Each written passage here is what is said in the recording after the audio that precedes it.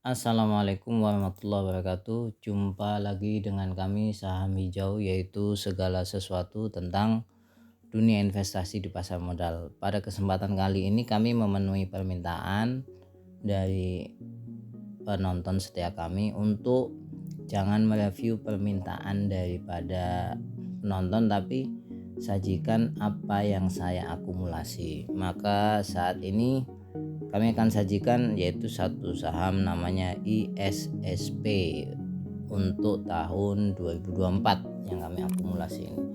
Sebelum lebih jauh, jangan lupa untuk subscribe, like, dan komen agar channel kami bisa terus berkembang. Jadi ISSP ini memang sedang kami akumulasi pelan-pelan ya, yang dengan dana yang tidak begitu besar yang kami miliki. Ini berada pada industri baja ya. Kalau Anda lihat ini produknya stainless steel, kemudian pipa dan lain-lain sebagainya lah. Anda bisa lihat ini ya, yang berfungsi kebanyakan untuk konstruksi, otomotif, furniture, juga ada oil dan gas.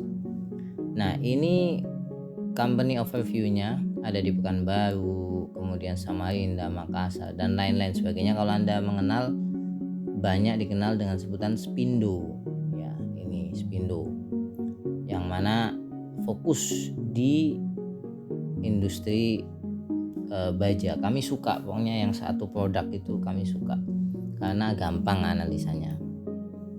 Nah, ini customer dan produknya ya. Jadi customernya itu untuk konstruksi itu sampai 60%, furniture itu 18%, otomotif 18%, oil dan gas 3%.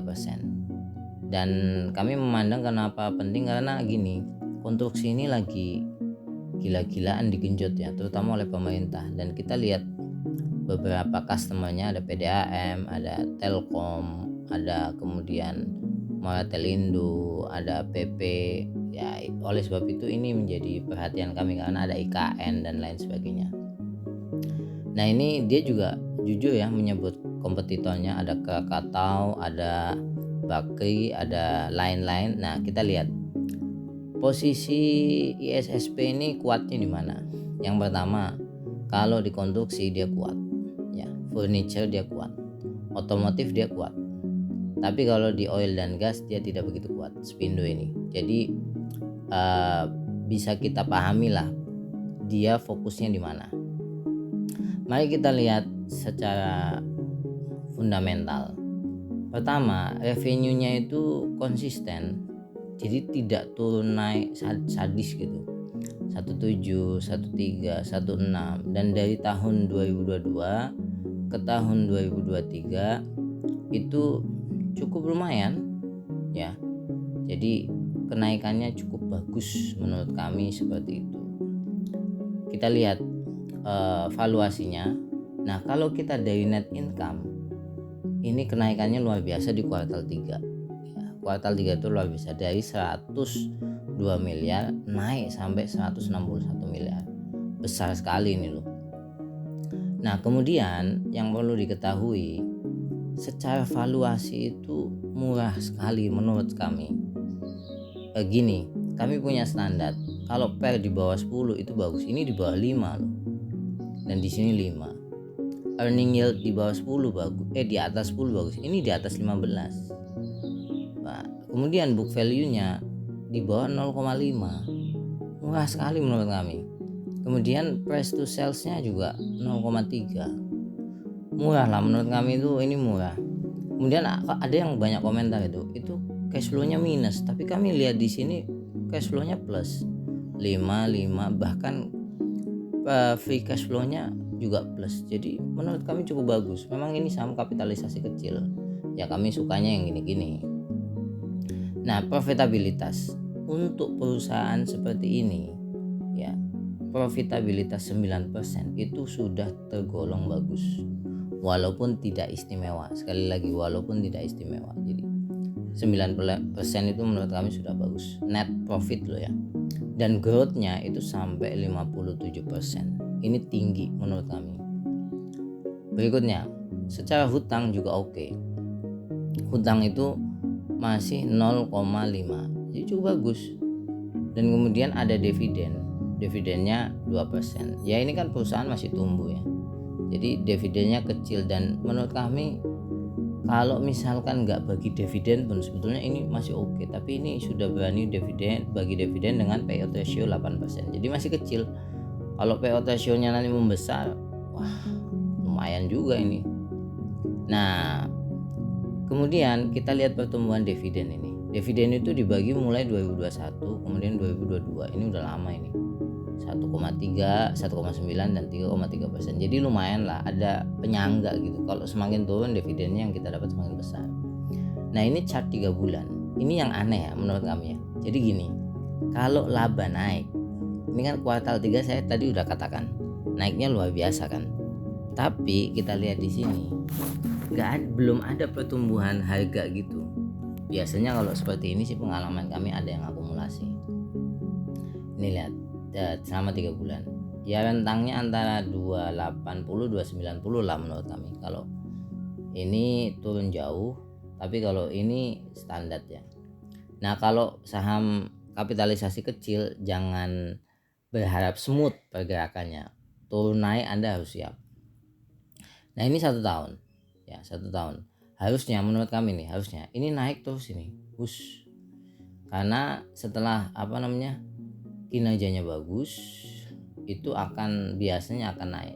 Di sini juga demikian, harusnya ini naik tapi belum, bahkan di markdown ya kalau menurut kami. Mungkin yang di sini pengen melepas ini, yang pegang di 220. Nah ini frekuensinya tapi sudah ramai.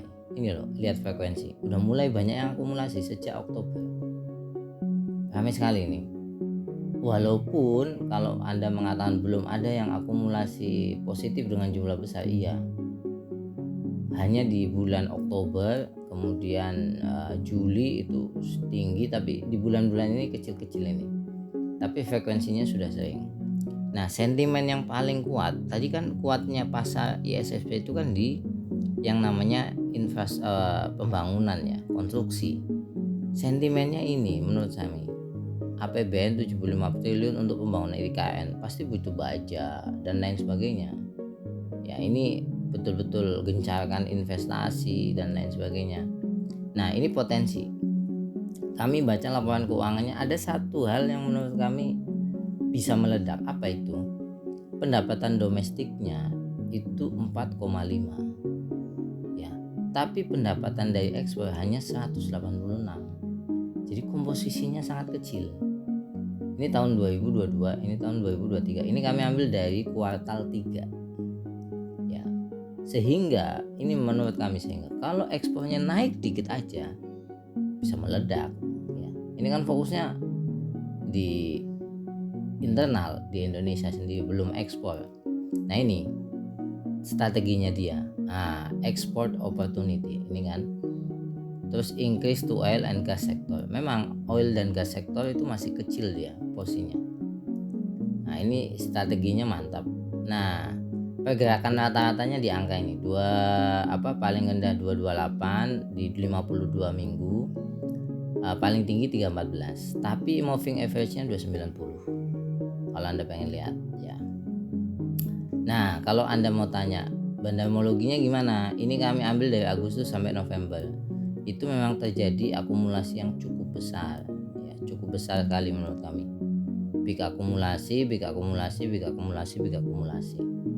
Jadi nah kalau ada pertanyaan kenapa saya membeli, sebenarnya saya membeli memang semuanya positif, tapi waktu dulu itu terkait dengan peringkat keuangan ya. Itu waktu itu pada Juni itu peringkatnya dari Pevindo ya, itu peringkatnya adalah IDA minus. Kami belum begitu suka. Nah kemudian muncul ini peringkat baru di bulan November. Apa itu? Jadi single A ini bagus loh. Single A itu kalau kami sangat, mulai masuk kami pada setelah ada berita ini. Ini sisi keuangan. Nah disclaimer ya, ini tidak ada jaminan naik. Plus sesuaikan dengan analisa masing-masing. Yang berikutnya risiko besar karena market cap kecil. Nah ini juga bukan saham untuk trading. Jangka panjang bulanan antara 4 sampai dengan 18 bulan.